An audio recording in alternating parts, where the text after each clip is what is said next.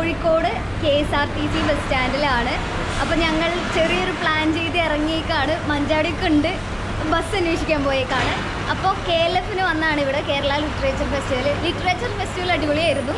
Hello, അങ്ങനെ ഒറ്റയ്ക്ക് vlog ചെയ്യണ്ട, കുറേ കാലമായി ഞാൻ ഒറ്റയ്ക്ക് വ്ളോഗ് ചെയ്തോണ്ട്. അതെ, ഒരു 3-4 വ്ളോഗായാലേ മഞ്ചാടി ഇല്ലാതെ. എനിക്കറിയാം നിങ്ങളെന്നെ മിസ് ചെയ്തിട്ടുണ്ടാവുന്നു, പക്ഷേ അതൊന്നും വിഷയമല്ല. നമ്മൾ ഇന്ന് അടിച്ചു പൊളിക്കും. നമ്മൾ ആക്ച്വലി KLF-ന് വന്നതാണ്, കേരള ലിറ്ററേച്ചർ ഫെസ്റ്റിവൽ കോഴിക്കോട് നടക്കുന്നത്. അപ്പോൾ നമുക്ക് കുറച്ചൊരു ഗ്യാപ്പ് കിട്ടുമ്പോൾ നമ്മൾ വിചാരിച്ചു നിങ്ങൾക്ക് വേണ്ടി ഒരു വ്ളോഗ് ചെയ്യാമെന്ന്. അപ്പോൾ കുറേ സമയമില്ലാത്തതുകൊണ്ട് നമ്മൾ വയനാട് ചുരം കയറിയിട്ട് തിരിച്ചറിഞ്ഞു. അതെ, ഇവളുടെ കുറേ നാളത്തെ കുശുമ്പിന് പരിഹാരം ഉണ്ടാക്കി കൊടുക്കാൻ പോവുകയാണ്. അപ്പോൾ നൈസായിട്ട് ഞങ്ങൾ വയനാട് ബസ്സിൽ കയറി ചുരത്തിൻ്റെ മുകളിൽ ഇറങ്ങി പിന്നെ ജസ്റ്റ് കാഴ്ചകളൊക്കെ കണ്ട് തിരിച്ചു വരാനുള്ള പ്ലാനാണ്.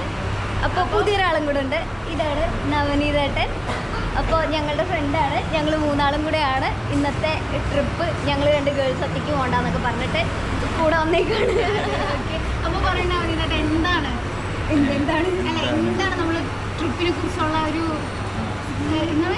എന്നെ വെറുതെ വിളിച്ചുകൊണ്ട് വന്നാണ് എന്താവുന്ന പോകുമ്പോ കണ്ടറിയാൻ. ശരി,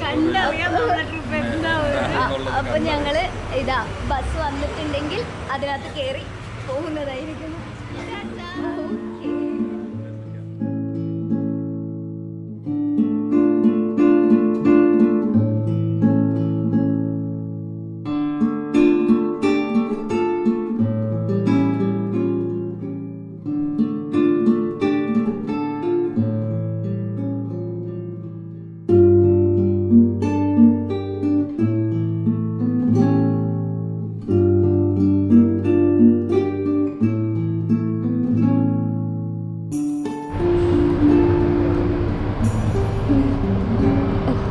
ബസ്സിൽ ഭയങ്കര തിരക്കാണ്. 2 ബസ്സിൽ നമ്മൾ കയറി ഇറങ്ങിയിട്ട് നമുക്ക് സീറ്റ് ഒരു തരത്തിൽ നടക്കണ്ടായിരുന്നില്ല. ഇപ്പൊ തന്നെ നോക്ക്, നല്ല തിരക്കാണ്. കാണാൻ പറ്റുന്നുണ്ടോ അറിയില്ല, ആൾക്കാർ നിന്നിട്ടൊക്കെയാണ് പോകുന്നത്. നമ്മളുടെ ബസ്സിനകത്തുള്ളൊരു കുട്ടീനെ കൊണ്ട് ബാഗൊക്കെ വേപ്പിച്ചിട്ടാണ് നമുക്കിപ്പോൾ ഇങ്ങനെ ഒരു സീറ്റ് കിട്ടിയിരുന്നത്. വളരെ കഷ്ടപ്പെട്ടാണ് ആ കുട്ടീനെ കാണിക്കണമെന്നുണ്ട്. ഇതൊന്നും പോസിബിൾ അല്ല, അത്രയും തിരക്കാണ്. നമുക്ക് തിരക്ക് ബസ്സിൽ കുറയുകയാണെങ്കിൽ നമ്മൾ ആ കുട്ടീനോട് സംസാരിക്കുന്നതായിരിക്കട്ടെ ഈ വ്ളോഗിൽ പോണ വഴിക്ക്. അതെ, അപ്പോൾ ഞങ്ങളെ ജേർണി സ്റ്റാർട്ടായിട്ടില്ല, വണ്ടി എടുത്തിട്ടില്ല. നമ്മൾ തിരക്ക് പിടിച്ച ബസ്സിലോട്ട് ഓടിക്കയറി ചാടിക്കയറി ക്ഷീണിച്ചത് വെള്ളം കുടിച്ചൊക്കെ ഇരിക്കുകയാണ്. കുറേ നേരം വെയിറ്റ് ചെയ്ത് 1-2 ബസ്സൊക്കെ മിസ്സാക്കി. അതെ, അതുവരെ ചിന്തിച്ചിട്ടാണ് വെറുതെ ഇൻട്രോക്ക് എടുത്ത്.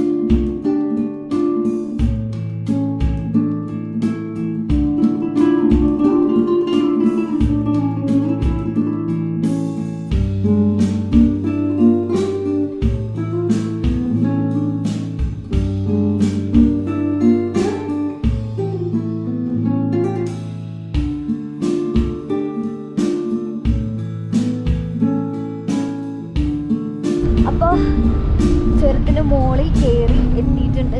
അപ്പൊ നമ്മളിവിടെ ഇവിടെ ഇറങ്ങാൻ പോവുകയാണ്.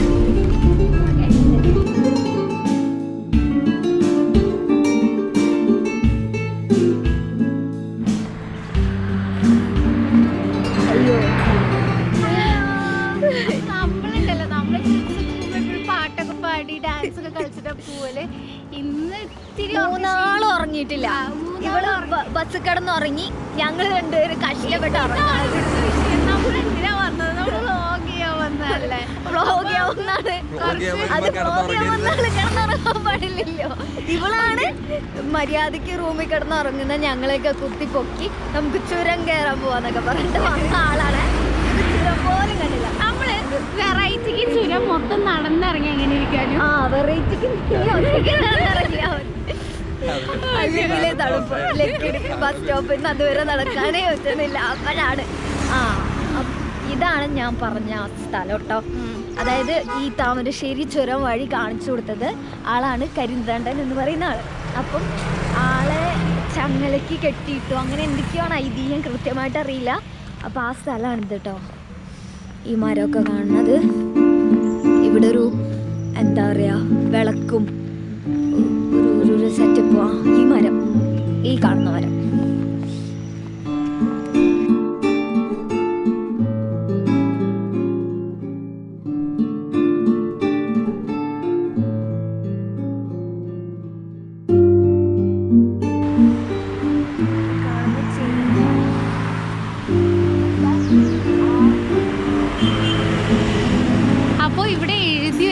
കരിന്തണ്ടനെ പറ്റിയിട്ട് 1700-നും 1750 കാലഘട്ടത്തിൽ ചിപ്പിലി തോട് കാടുകളിൽ ജീവിച്ചിരുന്ന പണിയ മൂപ്പനാണ് കരിന്തണ്ടൻ. താമരശ്ശേരി ചുരത്തിൻ്റെ ഉപജ്ഞാതാവായി ഇദ്ദേഹത്തെ ബ്രിട്ടീഷുകാർ കൊല്ലപ്പെടുത്തുകയാണ് ചെയ്തത്. മൂപ്പൻ്റെ ആത്മാവ് ഈ ചങ്ങലയിൽ കൂടി കൊള്ളുന്നു എന്നാണ് ഇവരുടെ വിശ്വാസം.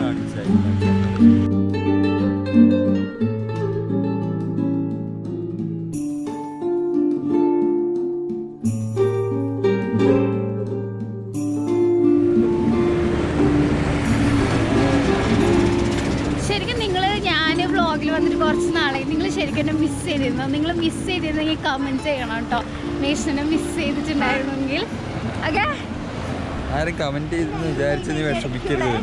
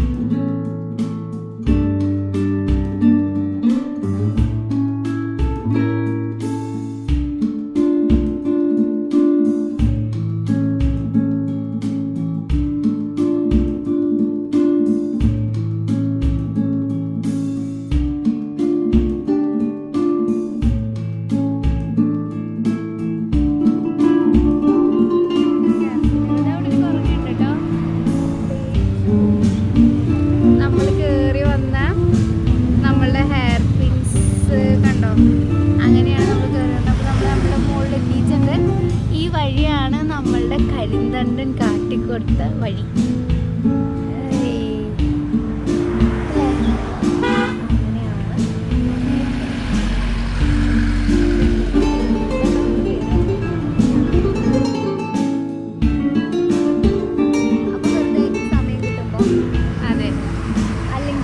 ഒത്തിരി സമയം മാത്രം ഉണ്ടാവുമ്പോൾ ഒരുപാട് ദൂരമൊന്നും പോകാൻ പറ്റാത്ത ഒരു KSRTC കയറാം.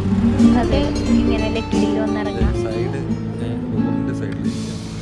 അതെ, അങ്ങനെ ഒരു കുഴപ്പമുണ്ട്. അതായത് ബസ് വരുമ്പോ വലത് സൈഡിൽ ഇരിക്കണം. അതെ അല്ലേ, ഡ്രൈവർ ഇരിക്കുന്ന സൈഡിലല്ലാതെ ഡോറുള്ള സൈഡിൽ, അതായത് ഇടത് വശത്തിരിക്കണം. ബസ്സിന്റെ അതായത് മുകളിലോട്ട് കയറുമ്പോ നമുക്ക് നല്ല ഇടത് വശത്തിരിക്കണം. എന്നാലേ നല്ല വ്യൂ കിട്ടുള്ളൂ. അല്ലെങ്കിൽ പിന്നെ കയറുമ്പോ വലതുവശത്തും ഇറങ്ങുമ്പോ ഇടതുവശത്തും. അപ്പൊ പിന്നെ